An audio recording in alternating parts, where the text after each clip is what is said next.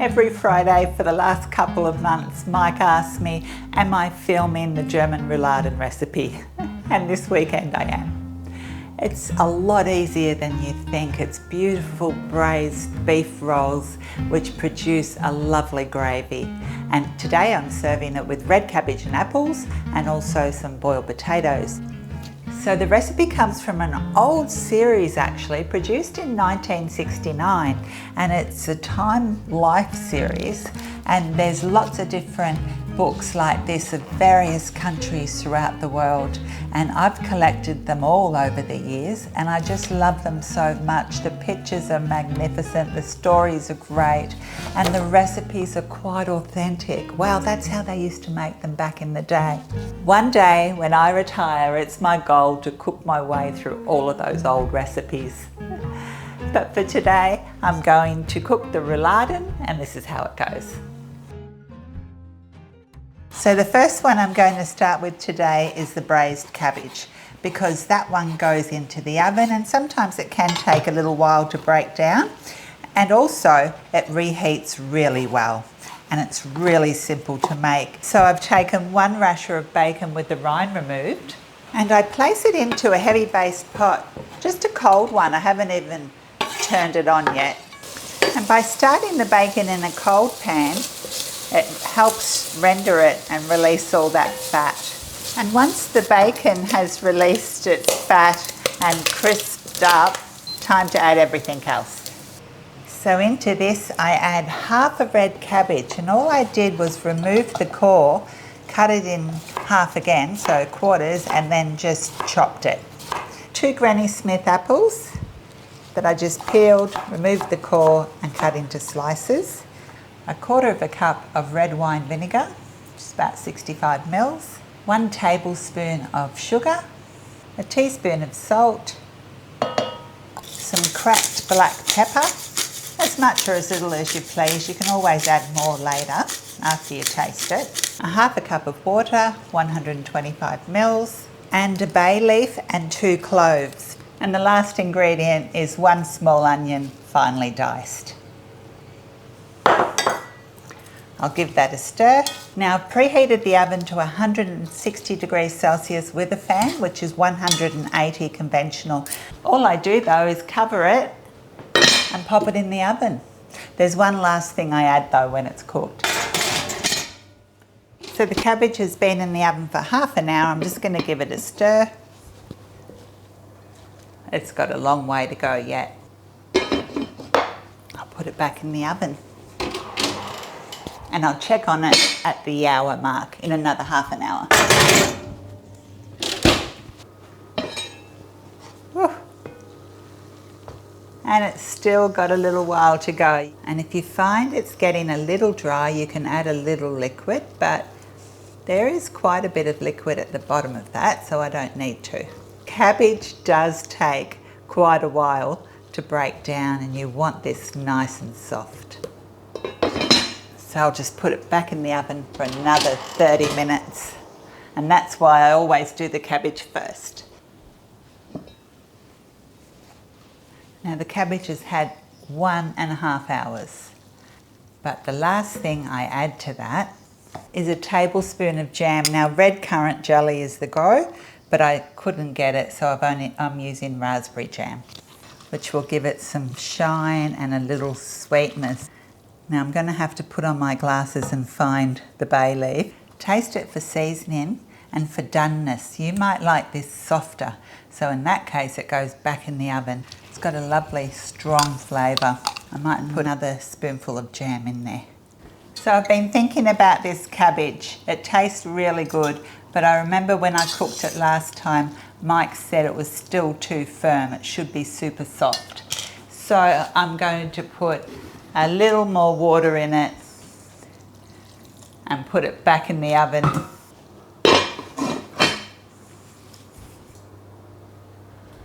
Now this has had nearly 2 hours. Oh, that's looking good. I think that's done. I'll let it cool down a little bit and then I'll taste it for seasoning. I remember I made a whole lot of this red cabbage a few months back when I made sauerbraten. and it took forever to soften. And I remember thinking at the time, I should have shredded the cabbage finer. Well, there you go. I forgot the second time. Now the recipe calls for 5 teaspoons of Dusseldorf mustard, which is a spicy mustard apparently. And I couldn't get that, so I just used this German mustard here. Say 3 teaspoons of it. And I love how this German mustard's in a reusable glass for after I've finished with it. And then 2 teaspoons, because this is so spicy, of hot English mustard, just to give it a little bit of a lift. Also for the filling, I've got a very finely diced small onion here. And you'll need some dill pickles. I'm making 6 rouladen. The recipe calls for half of one of these per rouladen. So what I like to do is slice them in half and then half again. And these are just the Coles brand I'm using today. And you also need some streaky bacon. And I find these streaky bacon pieces are just brilliant for the rouladen because they almost cover the whole piece of meat. To be honest, the hardest part of this recipe was figuring out what meat to use. So today I used eye of the round steak, which is a very lean part of the beef. But it is traditionally used for rouladen. And this eye of the round is delicious, but it is a drier, because it's leaner type of meat. However, I think that the tougher, more fatty parts of the meat, like oyster blade steak or chuck steak, work better. Now this is the piece that I had in the freezer from the last time I made them, and this is a piece of oyster blade steak, I believe is from the shoulder, and I'll just unravel it a bit, and it's got that bit of fat all down the middle. And it took a little bit of pounding, but it still turned out delicious. And I think I prefer this than the eye of the round. So if you're going to try this recipe, by all means the eye of the round is delicious, but this produces a juicier result. This is the first time I've tried eye of the round. And you know what? They were only $18.99 a kilo, and these 6 big pieces were about 1.4 kilos. This is the tenderizer part of the mallet, and this is the flattener. I don't want the tenderizer because I don't want the meat to break.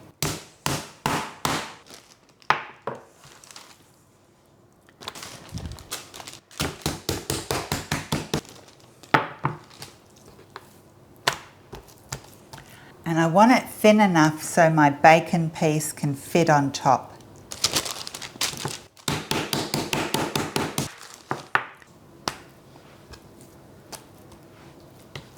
Oh yeah, that will work. So before flattening out or before hammering away and after. So I'll just do the other pieces. If you buy these from a butcher, they will flatten them for you, which will make your life a little bit easier. Now I'll do 3 at a time because they're so big. Now this one had a little bit of a tear in it, but it doesn't matter. You'll see. So the first thing I'm going to do is just season them with a little bit of salt, a little bit of pepper. As you can see, I like pepper. Press that in a little bit. And then I get the mustard and spread this over the meat, and then sprinkle over some of the finely chopped onions. Then a slice of streaky bacon goes on top. Then I take a half of the dill pickle, which I've cut into quarters, and I put it along the edge and I roll it up.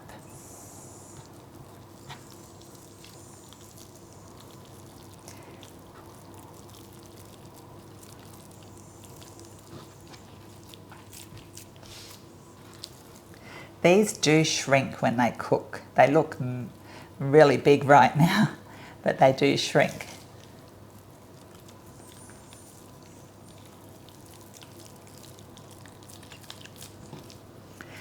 And if you've got some bacon there, it doesn't really matter. That flavours the oil. Now, how to secure them. My mother-in-law actually sent me these Rouladen skewers from Germany. And the idea is to weave the skewers through the Rouladens to seal it like that. And you know, when they're big like this, you can use two. However, I think I prefer the string. I found that the skewers sort of get in the way when I go to fry them, but they do hold them. And you can buy this just from your local supermarket. So I'll start with a long strand of cotton cooking string or twine. And my idea here is to go once in the middle, once around the long ends,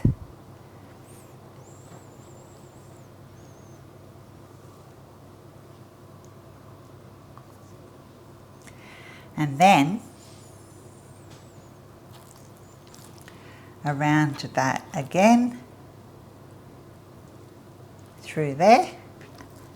And you don't want these super tight because all the filling will ooze out. Just nice and snug. And then I'll just feed this through. You could probably do this much better than me.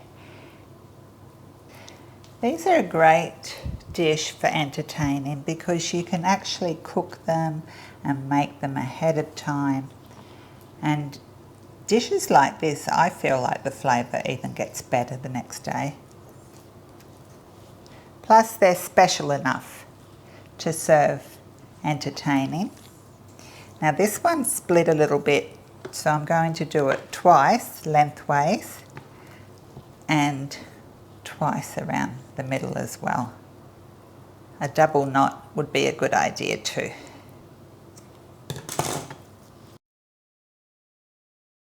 Now I've had my pan warming on the stove for a couple of minutes, and if you're wondering why I do that a lot, it's just that when you do add the oil and the butter, the pan's already hot and it helps prevent food stick. So now when I add the oil, it's already got some heat to the pan. Now the recipe says lard, but I don't have any lard, so I just use some butter and some oil. And all I want to do here is get some nice colour on it. And because these are quite large, I place the seam side down and I'll do 3 at a time. And if a gherkin or anything pops out, just squeeze it back in. And I'll leave them a few minutes and then turn them over just to get some nice colour on them. Also to extract some flavour for the sauce later. And I've got some nice colour and a good seal. And I'll turn them over and do the other side. And you know, you might have to regulate your pan, just turn it around. Even in induction pans, there's a hot and a hotter bit of the pan. And when they've got some nice colour on them, I just remove them to a dish.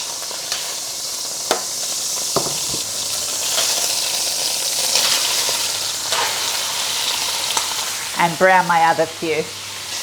And once they've also got some nice colour, I remove them.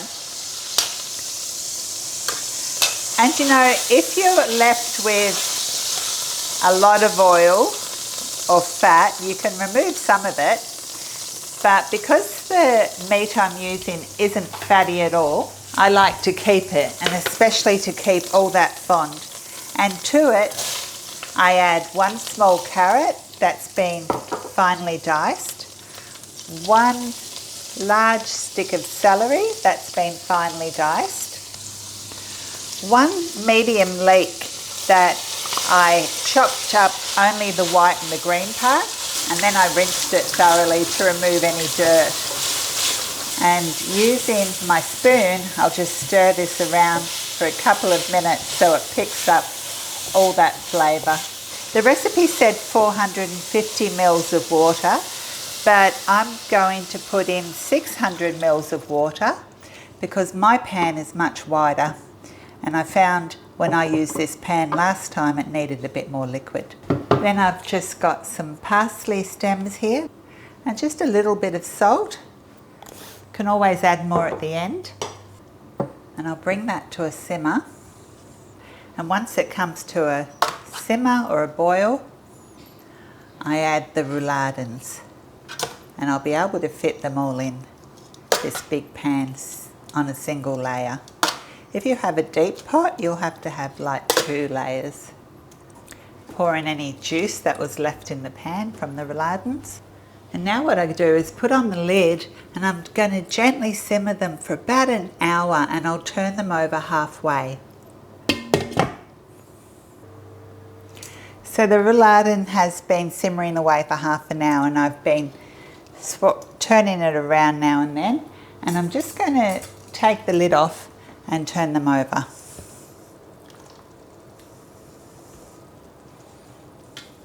I'll just check how they're going. Got a little while yet, so they go on for another half an hour, just gently simmering away. And in the meantime, I've just peeled some small potatoes because Mike does not like peel on potatoes. And I'm going to season the water generously, and that will season the potatoes, and that's just cold water. Oh, that's good. They hardly show any resistance whatsoever when I poke them. Remove the rouladens from the liquid. Cover them to keep them warm and set them aside for a moment. Then take the lovely liquid and strain it.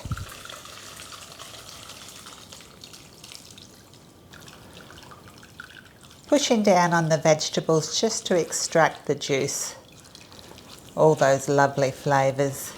And then I pour the liquid back in the pan that they were cooked in. And now it's time to finish it. So I won't taste it for seasoning yet, but I will put on the potatoes and bring them to the boil. And what I want to do is just reduce it to about 3 cups. And I do that by just bubbling it away for a few minutes. And while that's bubbling away, I take a small pan and I put it on the stove. And to it, I add just 30 grams of butter. And I'm going to make a roux here that I'm going to thicken the sauce with. And as soon as the butter is bubbling, I add 30 grams of flour. And I'm going to cook that for at least 5 minutes. I want it to change colour a little bit over a medium heat. And you'll have to stir the roux quite often because what I'm trying to do here is to get it darker in colour so it's got a real nutty flavour. See, it's already changing colour and it's only been 3 or 4 minutes. And when it's lovely and brown like that, then I slowly stir it into the gravy. And whisking it in is often best.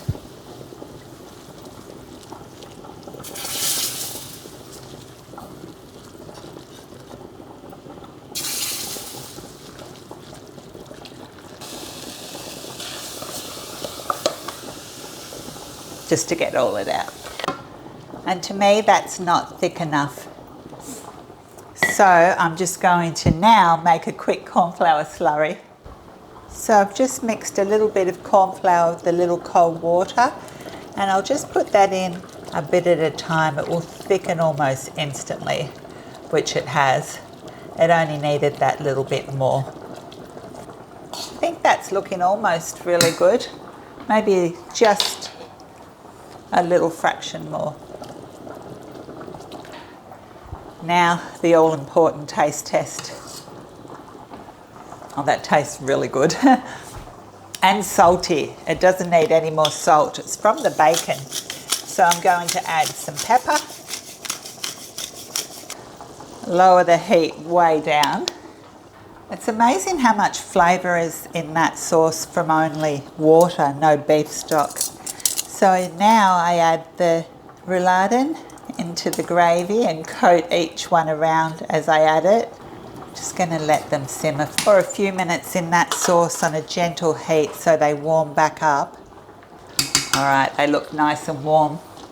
I'll turn off that heat, put on the lid and keep them warm. And when the potatoes show no resistance when in and out with a skewer, they're ready. So I just drain them, turn off the stove and let them steam just for a couple of minutes to dry them out a bit. Once they've been steaming for a while, I just pop in a little bit of butter. So I had a little clean up, but everything's still lovely and warm.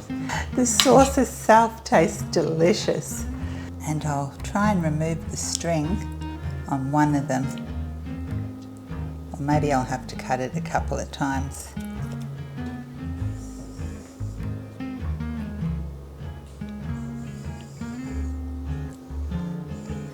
But because they've been baked in their little roll, they still hold even when you take the string off. Now let me plate one up. And when you're the cook, you know, sometimes you taste things and you smell it, and it's not till afterwards. It's not until you've had a little break and a little rest, or even sometimes the next day, that you think, oh my goodness, that's so delicious. It's different when food's cooked for you, because you haven't had to smell it cooking. It always tastes really good at the start, and a little bit of that fabulous gravy. Now let me cut it in half and show you what it looks like.